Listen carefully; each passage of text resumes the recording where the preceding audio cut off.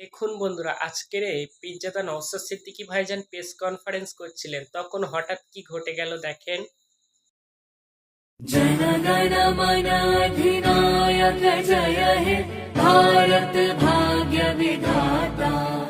पंजाब सिंध गुजरात मराठा द्राविड उत्कल बंगा। विंध्य हिमाचल यमुना गंगा उच्छल जलधि तरंगा। तब शुभ नामे जागे तब शुभ आशीष मांगे। गाहे तब जय गाथा जन गण मंगल दायक जय हे भारत भाग्य विधाता। जय हे जय हे जय हे जय जय